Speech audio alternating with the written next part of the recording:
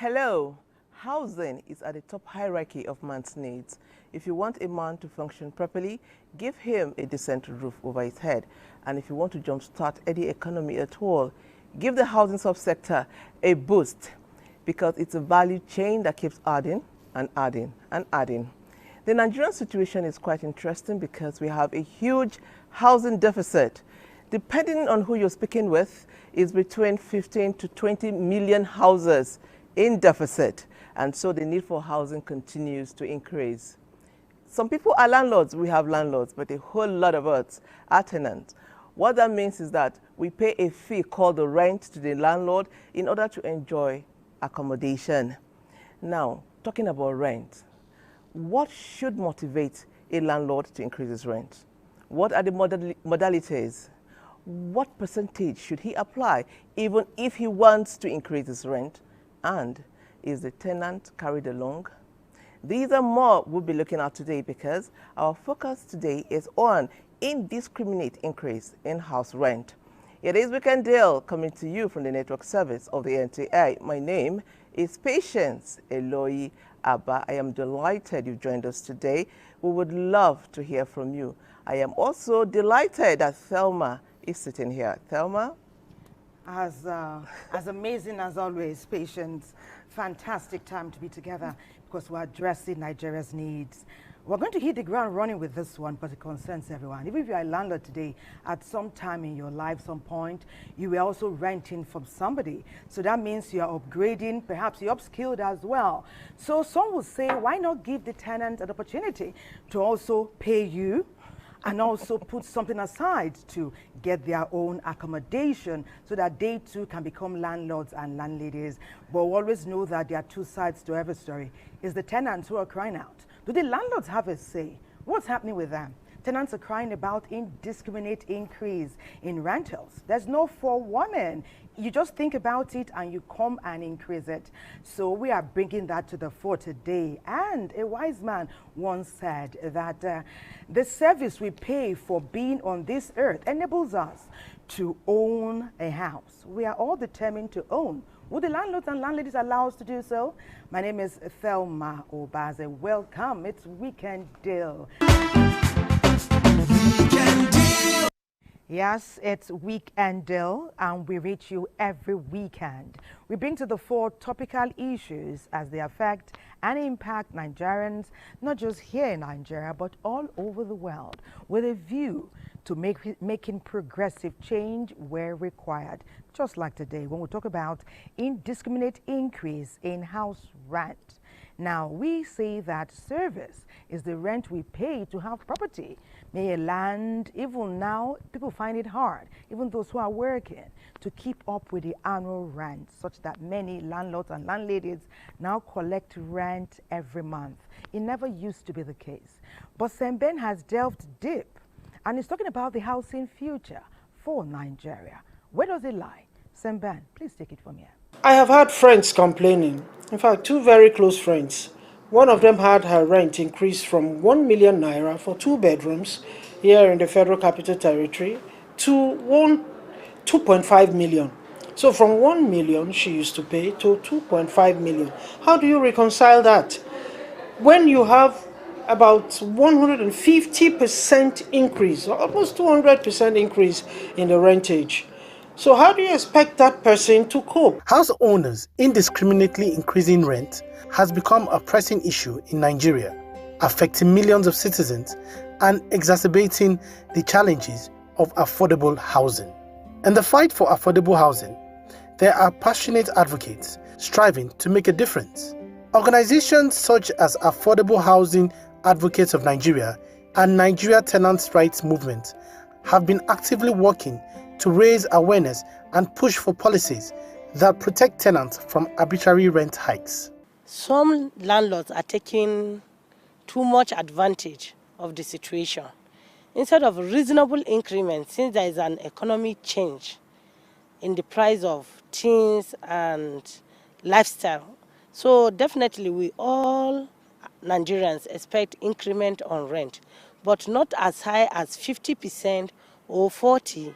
In short, even 30%, 20% in the present economy is already high. Several lawmakers in Nigeria have also recognized the urgency of addressing the rent crisis and are passionate in their legislative duties towards curbing indiscriminate rent increases. Notably, Senator Aisha Dahiru Ahmed introduced a bill seeking to regulate rent and provide a legal framework for tenancy agreements. This move presents a significant step towards protecting tenants and ensuring fair practices in the rental market.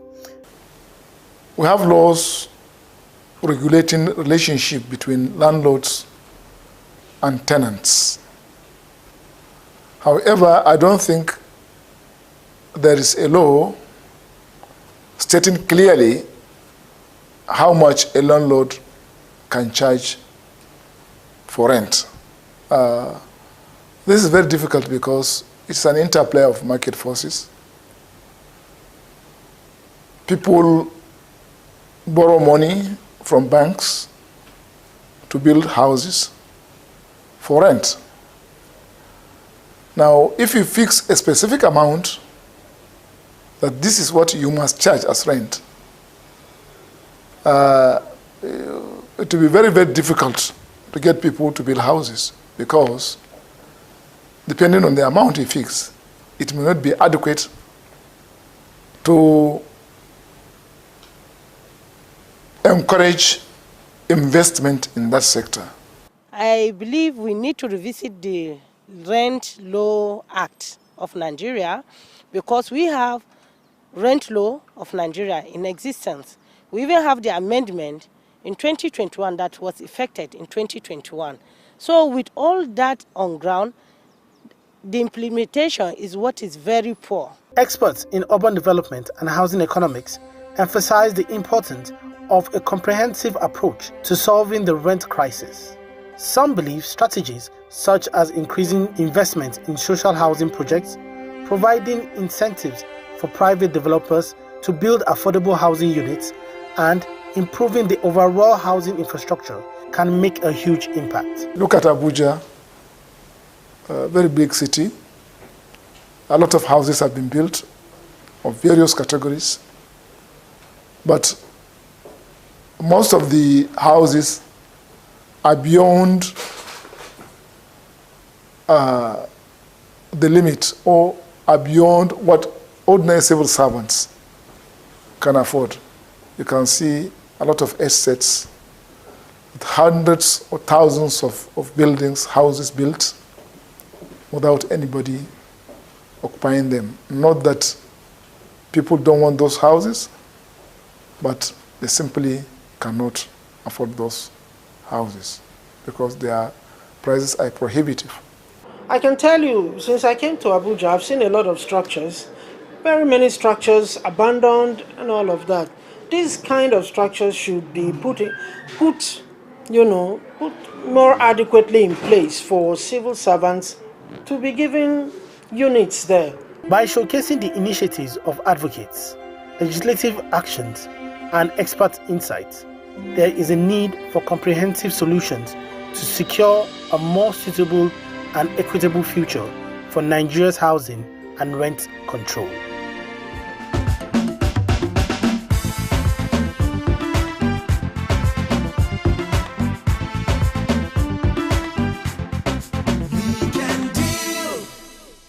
Because of the influx of people into the major cities, housing continues to be a challenge. The rural-urban migration syndrome, it continues, and the cities continue to grow and expand. Are there houses enough to cater to everyone? Lagos Network Center will come into this conversation now. The need for adequate and decent housing is part of the central focus and an integral component in national strategies for growth and poverty reduction. Decent and affordable housing is one of the basic needs of individuals, families, and the community at large. Lagos State, a city with rapid urbanization and population growth, has become a magnet for people seeking economic opportunities, leading to influx of migrants from other regions. This has thereby led to exorbitant accommodation charges. An increase in renting a decent house has become the order of the day. Urbanization, as we know, it has its advantages and disadvantages. The advantages are more because of technological advancements and the fact that housing should actually be for all. But when you have overpopulation in a community, of course we know that we have the natural resources that would be depleted, and that would in fact infer into what we get in housing, because what we have is overpopulation and very little houses to be occupied. The constant population surge outpaces the rate at which new housing units are being built, worsening the gap between supply and demand in the housing sector. The demand for housing on the mainland is extremely high because, of course, the houses are cheaper, but the population on the mainland is about 4 times the population you get on the island. So there is so much, there are so many people seeking rents and housing, much more. So the demand, of course, will be higher on the mainland, while the supply of those houses will be fewer. Government at various levels have introduced numerous housing schemes that is geared towards supplying affordable housing while trying to bridge the housing deficit gap. However, majority of this housing scheme are still beyond the reach of the working class in terms of affordability. When you are building, you will learn one new thing, and that new lesson is every kobo counts.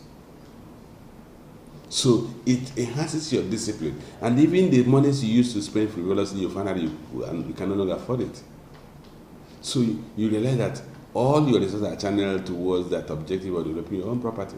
Accessing homes may be very tough, may be very high for individual. But when we collaborate, 2 people can buy a house, 2 families can buy a land, and then divide the land. On a half plot of land, you can build a bungalow, and you can, the 2 of you can buy a whole plot and then divide it. The another thing is to also use the opportunity of people that are doing installment payment for landed properties and so on like that. A concerted effort by the government, private sector, and communities to prioritize the need of all residents and work towards creating more equitable and sustainable urban environment for people to live in is a desire many urban dwellers yearn for. The government should come in, the government should step in at all levels. There should be free housing. There should be council flats. There should be houses that could be given under mortgage. I don't know if our Federal Mortgage Bank is still functioning very well, because I know it's there. So there should be an avenue where people can access funds easily. A hope of many generations yet unborn. Let's meet our guest, Henry Leonard Esquire, is a member of the Chartered Institute of Arbitrators of the United Kingdom. Let's get to meet him.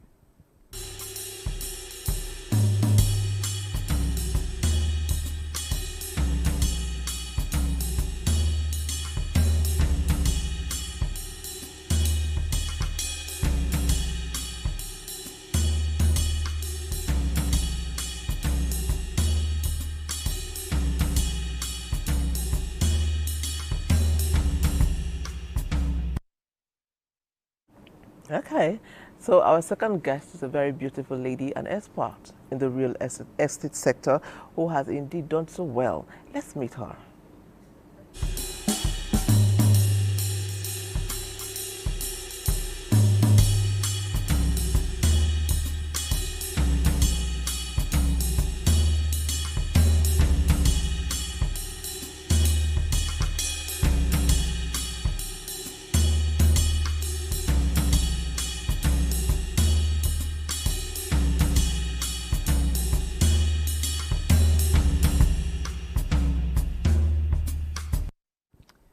Indeed, our interesting discourse is going to start to unfold now because we have our experts in the house.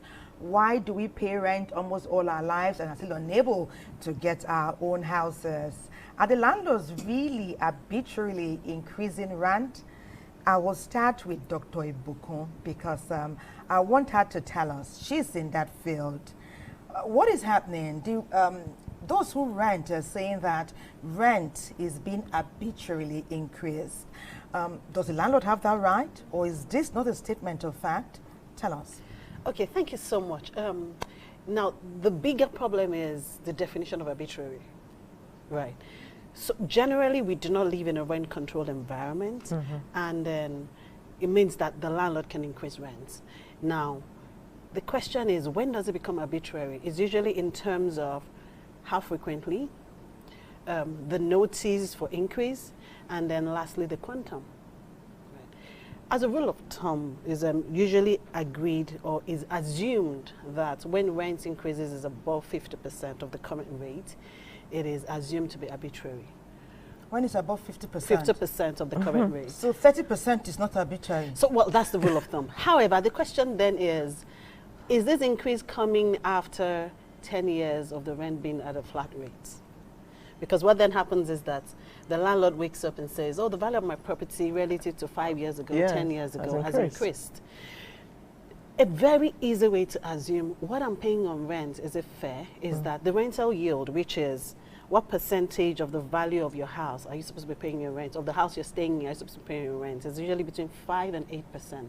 Which means if I'm staying in a 3-bedroom apartment and the value of 3-bedroom apartments where I'm living is about 50 million naira, and that's easy to find, right? Yeah. What you then ask is my rent between 5 and 8%? If I'm staying in a 50 million naira worth house, right, and I'm paying about 2.5 million, that's about 5%. That seems decent. So between 5 and 8%, if you're in that band, you get a sense for, oh, it's decent. Now, where the worry then comes from is that our inflation rate affects the value of our homes. Indeed. So we are running about 27.3% inflation rates now, which means the landlord's house is also likely to have increased in that value about that time. And the man assesses and says, oh, the value of my property has increased, and so my rental yield is expected to increase. So again, however, the good thing is we have some form of protection. We expect the landlord to give notice. Some people say 6 months, some people say 3 months. It's not defined, but it has to be agreed. The rent is an agreement. The rent tenancy landlord relationship is an agreement. So they need to also agree on rental increases. When the man comes and says, or the woman comes and says, I'm increasing my rent, he needs to seek your consent. When that consent is sought, then if you do not agree and you believe it is arbitrary, there's also a right to go to court. And the court determines whether this is arbitrary or not. Amazing. Okay, so interesting, because my thing is about modalities. You've said everything, and I'm going to ask Dr. Barrister Henry. Okay, so in a situation...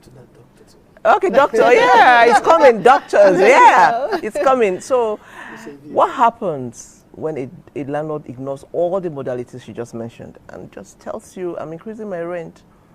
What can I do as a tenant? Okay, first of all, thanks for having me. Yeah. Like you said earlier, when it comes to a landlord and a tenant, it's simply an agreement. Yeah, so the best way you go about it is you put it in your agreement before you go into the contract. And that's what we call the rent review clause in an agreement. This is one thing that most of the people overlook. Some people don't even get their agreement signed. They don't even see the agreement before they move into the house. Yes, yes. And you know, you get busy and you forget about all this. And when the landlord starts increasing rent, that's when it occurs to you that I did not sign any agreement. At that point, the landlord may show you an agreement to say, oh, this is a standard in which I operate. My rent review is, let's say, 20% every 2 years. And because you did not sign this, this is his house. This is his agreement. This is the standard at which he rents his house.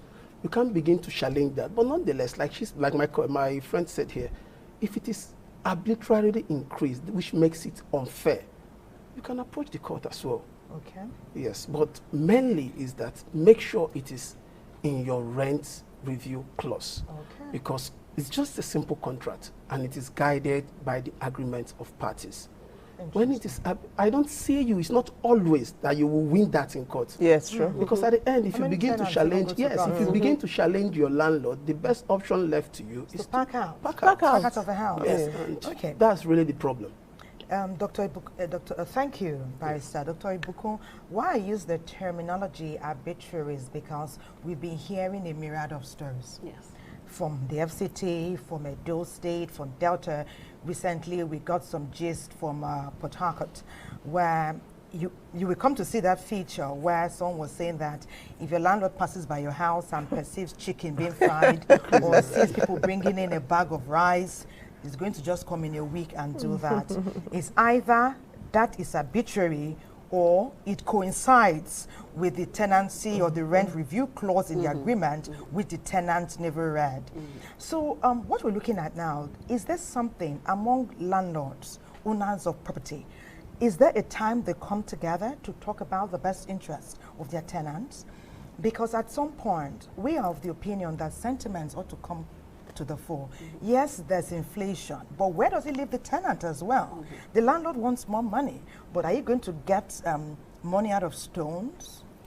So, excellent. Unfortunately, it's in terms of emotions, it may be a difficult play. We also do not have structured, so we don't have structured controls around landlord associations, tenant associations, and all of that. So everybody just does their own thing. But he said, Barrister said one very important thing, the rent review clause. I have had people who also say that their rent review clauses are also benchmarked to. So you have people saying, oh, it will be increased at this particular rate every year or every 2 years. The other option that I see people are beginning to explore now is to say that it's benchmarked to an average of 3 or 4 similar properties on the same location. So you then find that, and that's okay, for every 2 years, we would review the rents where we benchmark to an average of 3 to 4 similar properties on. Because sometimes they go as far as saying from numbers 1 to 10 on this road, probably the similar types of units, right? So again, the protection can only lie because we don't live in a rent control environment. That is, we're not in an environment where the government says from here, you can't charge more than this amount. The only way to protect yourself as a tenant is to insist that we're going to have a rent review clause, and this is what guides it. That also helps planning, so you're not in for surprises. Because if you know my rent is going to increase by 10% next year, then you're planning for it. Right, you prepare for it. The other thing, again, is to really look at the fact that, do we have a demand-supply gap? I do not think that we do, because there's so many, in a place like Abuja, there are many houses that are still unoccupied because the landlord is asking for an arm and a leg, right? So the new wave of saying that, or if we have properties that are empty, people need to either start paying charges or COs will be withdrawn and stuff like that. I mean, there needs to be deterrence. If we have all the properties coming to the market, then we have more supply, which means that demand then can begin to have some power. There's some buyer power. Interesting. Okay, let me talk about rent to own. It's been a thing that I've been interested in. It works in other climes where as you're paying your rent, it adds to you buying the property. Why is it not working here? The rent to own initiative, why are landlords not exploring? Or developers, I think you are a developer, so let me come to you for that. Rent to own. Okay. So first off, coming from the developer angle, because we do not have long-term financing, it's a bit difficult to get long-term financing. From the developer angle, it may be difficult for him to be the one that will say, okay, pay me for this house over a period of 20 years in which your rent then becomes part of your payments for the house. But the interesting thing is we are beginning to see a bit of traction in that regard with respect to the Federal Mortgage Bank and now has a rent-to-own scheme. The only thing is it only applies to properties for which they have investments. So that is becoming a thing, and we need more government support in that space so that developers can then build and long-term monies are available for people to pay over a period. It works similarly to a mortgage. Right. So what you find is that as our mortgage industry begins to gain traction, rent-to-own will follow suit. Right. But then it has to be a blend of government support along with the developers for long-term financing, because the success of rent-to-own lies in long-term financing. Barrister Leonard, many of those who, when tenants hear of court, they usually, they just give in. Please, that's where I know I will lose. Because most of the time, they are unable, they don't have the financial capacity for any tussle in any law court to be coming and going. So in the end, they succumb to whatever the landlord is saying. But before that, now, most of us don't read that tenancy agreement. We just take it, if need to even sign, put it inside the drawer and that ends it. Ought we to involve a lawyer right from the minute we move into a house? Is there a place for a lawyer there? Or we should wait until, like they say in local parlance, yawa gasses? Yeah, let me borrow your word. You don't need to wait till yawa gas before you do the needful. Like I will always advise, for every interaction, for every engagement that can be termed a contract, you need a lawyer to be by your side when you are doing that. Why do I say this? Let me correct something. There's always this impression of the tenants playing the victim when it comes to the landlord and tenancy agreement. But I will tell you, due to the imbalance in the bargaining power of a landlord and a tenant, the law is more protective to the tenant than the landlord. To be candid, the law is more protective to the tenant than the landlord. You see a litany of things a landlord will have to do before he will just get the property he rented to you in good faith. And tenants, because they've noticed that the law, they have the backing of the law, I must tell you, have been abusing that privilege. Some? Yes, yes. Okay, let me say some of the tenants have been abusing that privileges. But it's not a difficult thing. Let me tell you, before a landlord will head to court, your tenancy must have elapsed either by affliction of time or otherwise. So when a landlord, ordinarily, you know your house, your rent is for just a year. By the end of the year, if you don't intend to renew that rent, you should be planning to move out. You don't need anybody to call your attention to that. That's when it also comes to planning that you said earlier. These things are there, so you plan before time. You don't wait until you go to court. And let me tell you, even after the landlord approaches the court, we also know the delays that are sometimes encountered in court. Maybe take another 6 months before you recover your promises. It's time for us to go to Kano. Now, there's talk about government policies and their impact on rent there. We hear about migration and inflation. Are they working together to impact the cost of rent? Let's take it to Kano. Like in other Nigerian cities, people troop into Kano for sanctuary and for opportunities. As they come in, they exert a lot of pressure on the economy and on other social amenities that are already limited. Shelter is one of such amenities that is today very hard to come by. For a combination of reasons, such as inflation, which sweeps all aspects of life, rent houses becomes highly exorbitant. People used to migrate from Katsina, some part of Katsina, and part of Zamfara State to Kano to look for safer environment. So, and they are looking for accommodation, and any amount you call, they are ready to pay. So this is first factor, that is the highest demand. Then the second factor is the high cost of building materials. Before you see in Kano, people are just constructing houses and letting them out. And based on my experience, when I came to Kano in 2015, I'm looking for 3-bedroom flats. I think I was shown different categories of houses, like up to 10 for me to choose. But nowadays, it's even difficult to get one. So people stop construction because of a high cost of building materials. There are also attitudes of some estate agents which compound the situation. The third factor is attributed to greed in the real estate market. So greediness from the landlords or the property owners or the property agents. So whenever they want, they will just increase the rent anytime they want it.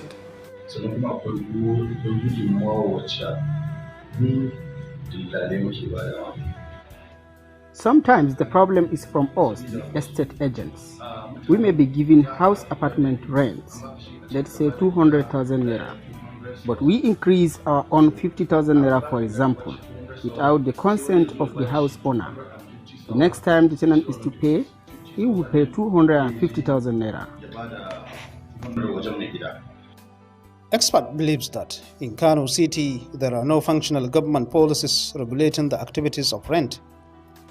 Especially here in Kano, I'm in Kano since 2015.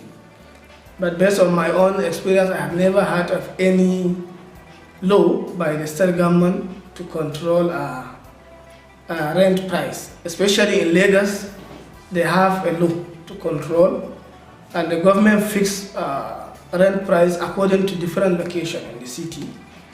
And there is a law that says that a landlord cannot increase that fixed amount by the government. And then it has to be, there is going to be an upward review ever after 3 years.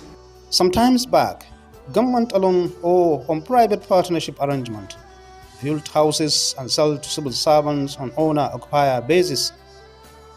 Through such arrangement, a lot of people were able to own their own houses, apartments.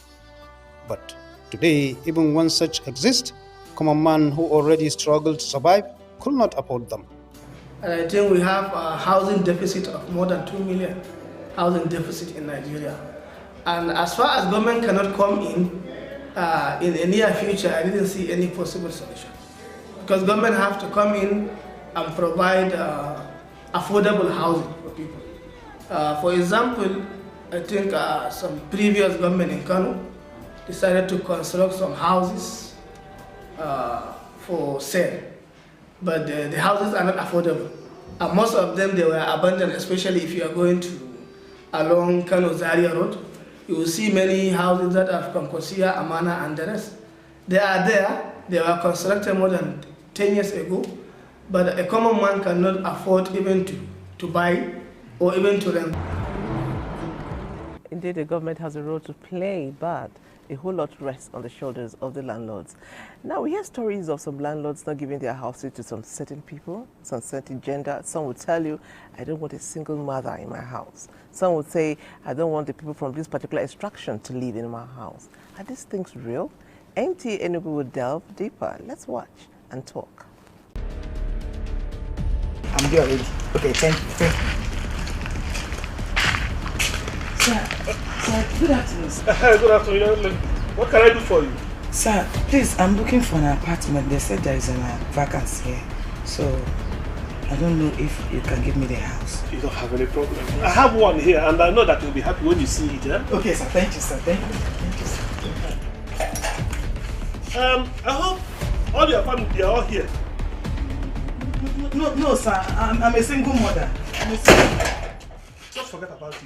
This is the harsh reality that unfolds in the hearts of Nigerians' urban landscapes. The discrimination in the rentage of houses to certain categories of prospective tenants by property owners and landlords is a bit worrisome. You go to section 42 of 1999 Constitution as amended, you are not supposed to discriminate against anybody on any ground whatsoever, based on religion, sex, tribe, and even marital status. What you should be after is, can this person pay the rent? Is this person going to be a good tenant? And that is it. Is he going to put my house in a tenantable position when he's leaving the house? And of course, that is the essence of tenancy agreement. An estate agent, Michael Iloabuchi, who has been in this business for over a decade now, shared more light on his experiences. Greed in real estate, developers and the so-called landlords. Some of them believe that their house is their asset. As you go to office in the morning, they sit at home or anything depends on that house. Once they hear little increment in your fuel or any little thing in the market, price of commodities goes high, they will do what? They will increase their own. If you talk, they say, are you not in the market? But that is just because government are not checkmating it. Because if they have a standard and active law guiding housing, such will not happen. Dismantling these barriers requires strict advocacy for fair housing laws and education on anti-discrimination policies. Violence against persons prohibition law. That law protects everyone. Violence against persons. So everybody is entitled to peaceful coexistence. When you begin to discriminate against someone, it's violence against that person, and it's captured in that law. Some of them are making it mandatory that before you pay for a house, you will have a senior servant. Maybe senior servant is not a level 7 or level 8 officer. It's a senior servant from level 12 up. The person will shorty and sign that if in the next month the tenant owe or fail to renew the rent when due, that the shorty will be held responsible. The need for a change is evident. The government needs to address housing discrimination in Nigeria. In any state you find yourself where you are being discriminated against, you can come under VAP law, you can come under the Constitution and seek redress. Breaking free from the chains that bind us to perpetual housing discrimination. When we were talking, while those features were rolling, we got to learn that some landlords and landladies, because of what they've experienced, they now put a blanket identification for every single mother or anybody from that ethnic area or anybody that has that profession. And we're coming to learn that that may not be the case. Dr. Ibukun, you can imagine how painful it is for someone, a young girl or a young man, you want to get a place, you've managed to save up, you have what it takes to pay for it, and the landlord or landlady says no. We've also learned from Kano that the inflation and the cost of building materials is affecting the cost of accommodation. Should that so impact those who are coming to pay for these houses? Because the inflation, there's no corresponding inflation in our table. Okay, awesome. So the first discrimination, it's a no-no. Yeah. You should not put a blanket on everyone because you had a bad experience with just one person. Yeah. What I say is that it's important that when somebody says, I want to rent your house, find out where's she working, what does she do, her previous, so I even say you can actually ask the previous landlord what was your experience with this person, because Mr. A doing something wrong does not necessarily mean Mr. B should do something wrong. So there needs to be a lot of advocacy in that place. Barrister, I mean, people in your sector can really help us to do a lot of advocacy. Landlords should be able to do checks. Then agents should also be able to say, I'm bringing this person to you. She's a single mother, but she works here. She's done this. She's done that. So it's a KYC thing. Right, so that there are no blankets. I absolutely do not believe that we should still be in ethnic issues. I mean, that's a no-no. That's something that it's not just in the housing sector, but across so many spaces. We're still in this ethnicity thing, and that should be totally. I believe that people should even seek legal redress if somebody ever says to you, because you're from here, I'm not giving you my house to rent. So that said, the funny issue around increase in building costs. So whenever anybody is investing in real estate, that is, I'm going to be building a house and I want to put it up for rent. The man that is building the house looks at how much he's going to build and says, how much do I expect to earn from this? Unfortunately, we're in a high inflationary environment. It means that no matter, as long as building costs increase, rents would also increase. Now, you said something that was said, income does not increase as fast as inflation, you know. Again, that's a challenge. It's a challenge. It's a big challenge. I would also say an appeal also needs to go to landlords to say sometimes you also need to consider. So if I build my house now, I probably have built a lot more expensive than a man who built 10 years ago. So I say even if you're building and you feel that you're built with quite expensive, it's important to also look at what's going on around and see similar houses in these spaces, how much are they going out for as rent? You know, and then a few things in terms of, so if instead of using marble, you want to use regular tiles. Yeah, finishing. You know? So you want to look, if you're going to rent it out, you want to also say, oh, what types of finishes help me to attract rent. That will not necessarily kill the tenants in this space, right? So those are things that we can look at to make it easier for the people. Okay. Yes. Interesting. Okay. Okay, so so many questions here. I'm going to start with this because this one is, he said, my question is that I stayed in a rented house for 20 years. When the landlord was selling the house, he didn't inform me as his tenant, and I want to approach the court to challenge the sale. I need advice, barrister. This was just for you. Somebody just sent in 20 years of living in a house. I mean, he's a stakeholder, if you ask me. Wow. So, I mean, what should he do? What will even say? How can you be in a rented house for 20 years? years? So who are we to speak? Who are we anyway? Yeah, so let's first hear. of all, I must commend him that he's a good tenant to have lived in a house for 20 years. That means he must have been consistent in payment of his rent and must have been of good behavior for the landlord not to have sent him out. But now, that comes to what I said earlier, that when it comes to landlord-tenant matter, this is simple contract. And what guide is offer, acceptance, and other terms related to that. That you've lived in a house for 20 years. Now, let's take sentiment out of it. The landlord does not owe you any right, what we call right of first refusal. He's bringing moral into it. The landlord has a right to sell his house to whoever he wants to sell. All he needs to do is that, okay, I will give you proper notice that at the end of this year, this house will not be available again for rent. Once he does that, there is no right you have to challenge a landlord who maybe has a buyer that is buying his house maybe with 50% over what the property worth is to come and sell it to you that will price it down. No. But like I said earlier, if in your agreement, because most of these long, I call it lease, most of the lease agreements will contain a right of first refusal. Yes. So if that is in your agreement, then you can challenge it. Because in the agreement you signed with him, there is a right that he will offer this property to you first if he wants to sell, before he will sell to an outsider. If that is contained in the agreement, then he has a right to, in fact, that sales will be declared null and void by the courts. Okay, so what ought he to do now? Go to court? If there is, if there is. That's how will I put it? Clause. Yes, in his aggrement. He can go to court. Okay.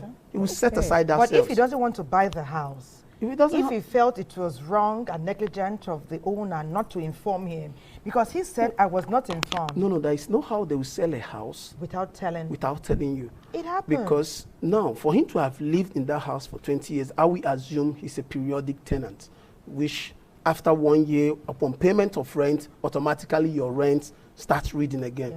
So for you to have sold that house, you must have informed him, giving him about 6 months notice first to say, oh, at the last of this, your rent for this year, please, you will not be renewing because I'm selling my house. Okay. Okay, please, just to add to that, a landlord is asking from Ilorin, Olarewaju. He said, how many months can you give a tenant who refused to obey his tenant? It's landlord, a tenant who has refused to obey. That's what I'm sure. How many months, like notice? Yes, can you give, because I'm sure the tenant is not paying. So how many months should he give? Is a landlord? Yeah, this is another misconception I will always tell people. Upon the expiration of your rent, what you are entitled to is just 7 days notice of owner's intention to recover possession. 7 days? 7 days. As far as your rent has expired. Now, if you're a periodic tenant, that, like I said earlier, that will roll over automatically, 6 months to the end of your tenancy agreement, you're given a quick notice informing you that at the end of your tenancy agreement, I'll be taking back my property. But if you're a tenant for a fixed term, let's say your tenancy agreement have something like for a fixed term setting, 1 year, 2 years, you know that your tenancy will not exceed that term setting. So all the landlord needs to give to you upon the expiration of that term is just 7 days owner's intention to recover possession, after which he now proceeds to the court. Like I said earlier, that's why when tenants are playing the victim, I don't really like it when they're playing the victim, because the law is so protective in favor of the tenants against the landlords. But some tenants, some wouldn't want to hear this though. That but that's the truth. No, but 7 days in favor of the tenant. How is that favorable? Can you find a house in some cities in 7 days? 7 days. And what? And of those 7 days, 5 working days. Kids are going to school. You are going to work. Sorry, that's why I said it has to do with your agreement. Okay. For every tenancy agreement, be sure you collect your tenancy agreement. Okay. And once it is written, let's say for a fixed term, you're renting a house today, it will be expiring next year, same day, eve of this day, the anniversary, yes. So if it will be expiring on that day, you have the whole year to plan to get another house. If it's for a fixed term setting of 2 years, you have 2 years to plan to get another house. Okay, so they're not taken by surprise, not at all. Our understanding now is that, Dr. Bukwe, you can come in here, is that from the day you pack into an apartment, start to plan. That's it. So you have the pros and the cons. You start watching. In the 8-9 month, have a plan B, just in case. Yes. Is that what Marissa Leonard is telling us? So he's saying that if what you have signed up to is a fixed term, that is, your agreement reads, it's a fixed term, which means that the landlord has no obligation to allow you renew your rent. Then you need to prepare.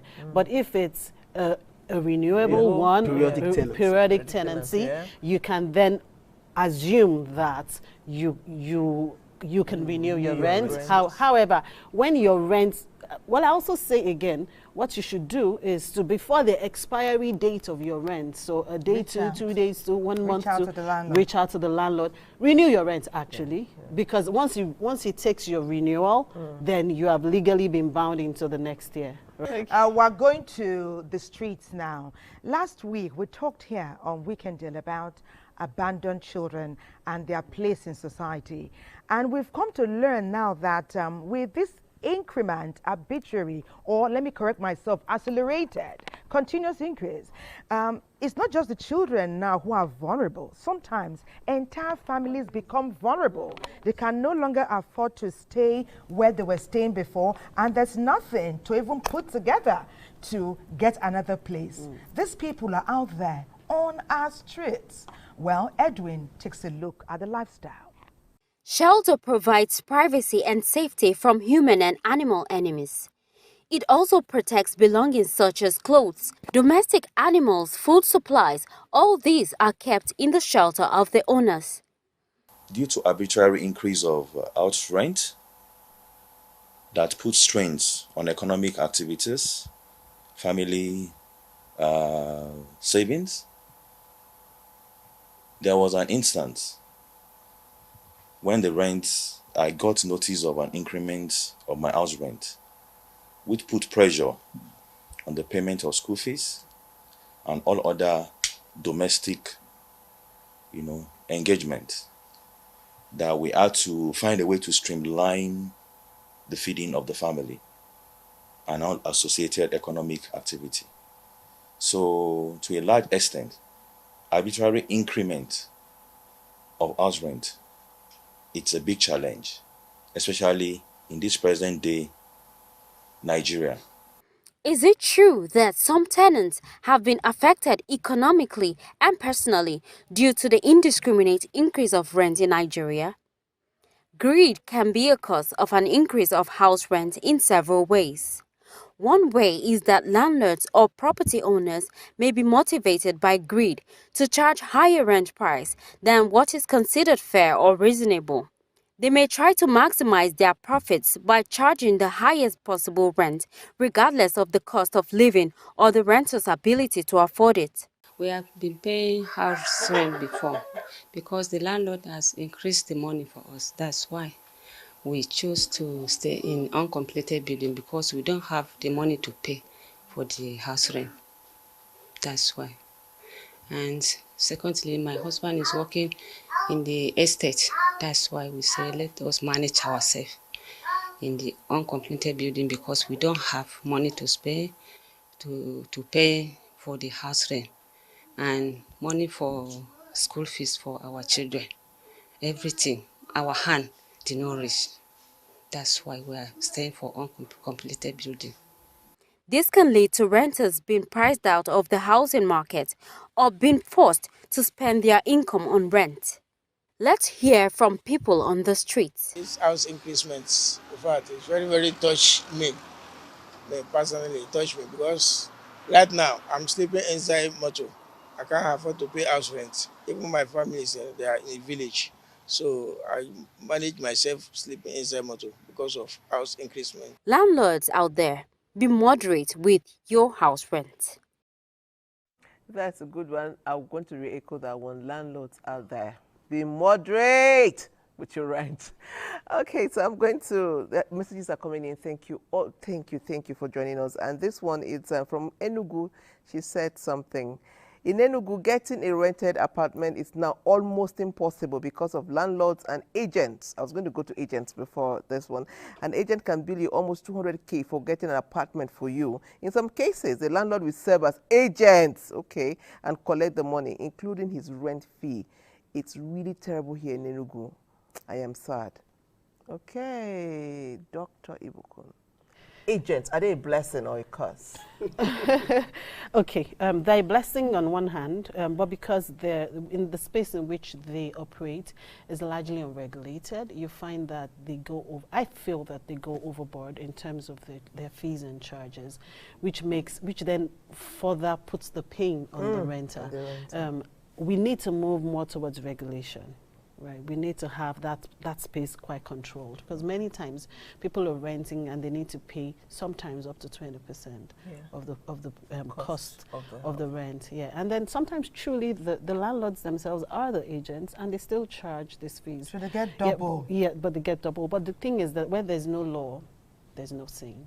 So it's difficult to put the hammer. And what makes it also more difficult is because you don't want it, somebody is already waiting to pick that house out of They will even pay for 2 years. They would even pay for 2 years, you know. And then there's also instances that we found. The landlord says, oh, I want to give my house out at 2 million. But because the agent wants a lot more fees, he then says, oh, this house is good for 2.5 million, and puts it out on the market, and they're the bridge to the market. The other thing I've found is that the landlord is saying, I'm okay with a one year rent. And then, which is really not right, the agent goes into the market and says it's 2 years because it knows its fees. There needs to be a lot of regulation in that space, right? Okay, so another one says, it's from Makurdi, John Oduma from Makurdi says, why blame the landlords for high rents? Government has refused to grant mortgage loans, develop affordable housing schemes. Check out National Housing Fund office. You will hear lots of grammar. How many people have benefited from their mortgage loans? This is John Oduma from Makurdi. Our mortgage system. Some people say it's non-existent. Please, what is going on? End users finance for me is key. You can build all the houses if the end users don't have the capacity to buy. What are we doing with our mortgage system? Okay, I'm a very big mortgage proponent. I believe that our mortgage system, while we're not there, we're not close to where we need to be, but there's so many handles to actually getting mortgages in Nigeria. In my head, right, I always say to people that there are two major types of mortgages in Nigeria. That is a National Housing Fund mortgage, and which also has a rent-to-own component right now. And then the other bit is your commercial rate mortgages. That is, you go to the bank and take a commercial rate mortgage. This is not a mortgage session, so I'm going to in depth.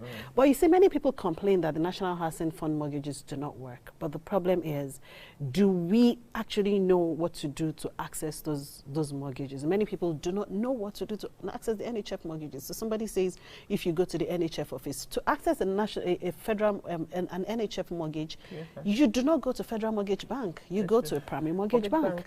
Right. And then the thing is, more information needs to go out there. So real estate developers need to learn. I say to real estate agents, you yourself need to learn about mortgages so that you can teach people how to access mortgages to buy homes. Then I also believe that the Federal Mortgage Bank needs to do a lot more advocacy. Does the NHF work? many of our properties, we just concluded a project in Lagos last year, and most of the people who bought through the National Housing Fund mortgage. So it does work. But you cannot say something does not work if you have not learned how it's supposed to work. Yes, so people need to learn. It works, I have to say that to you. People will say that the bureaucratic bottlenecks is what people are running away from. You go there, and you're going to fill forms that are more difficult than JAMB forms. I agree. You're going to tell me where your grandfather, your DNA of it's a whole lot. Can we simplify that process so that people can find it easy to access? So some people are of the opinion that this is even meant, these are obstacles and roadblocks meant to serve as a deterrent. Yeah. No, that's not the case. I completely agree that, see, mortgage documentation anywhere in the world is daunting. Okay, anywhere in the world, not just here. The documentation is daunting. The only thing that you could say is a bit peculiar to us is people also are not aware of how to go about the documentation. So we need a set of people who we call mortgage brokers that are specialized in that space, and they exist everywhere in the world. We need them to be able to hold people's hands through the mortgage process. So this is my call to people in the real estate sector. Okay, yeah, I like that, because you're a financial expert. Yes. I know that's why I was talking about end users finance. We must take a proper look at that. Absolutely. Let's empower the people to be able to buy. Yes. The tables are flipping here because you said something about landlords also be wary of giving their houses to lawyers. This person said, this is Sonny from Akwa Ibom State. Where I'm staying, the landlord is a lawyer. And he's increasing his rent every 6 months. Where do I run to? He's the law himself and he's increasing. No, see, there is nothing like one because one is a lawyer. Gone are the days where might is right. No. We have laws now. Whether he's a lawyer, whether he's a even a policeman. Now, first of all, let me also correct this impression. You can't, because it's a constitutional right for someone to rent a house, right to own property and live wherever you want to live in Nigeria. It's also a constitutional right for you not to be discriminated when it comes to rent. You can't come to rent a place, they will say, oh, you're a lawyer, I won't give it to you. You're an Hausa man, I won't give it to you. You're an Igbo man, I won't give it to you. That's a fundamental, it's a breach of a fundamental right, which you can approach the court for redress. Dr. Ibukun, your final words. Okay, so I think very importantly, make sure that you read your rental contract. Ultimately, start having your plan towards owning your home. You do not have to be a home owner-occupier. So if you cannot afford to buy a home or build a home where you can live, what you should then do is buy a home where you can afford or build where you can afford, get rents from there, defray part of your own rents. Because what then happens is as rents go up generally, your rents also go up there. You know, and then you can get something to put towards and also keep it real. If you can manage 2 bedrooms, don't go for it. Don't go for 5 bedrooms. Keep it real and you will survive. Now we only sign off. Let's hold your hand. The barrister is our friend. The real estate-preneur is also our friend. Let's build Nigeria together. God bless Nigeria. Bye-bye.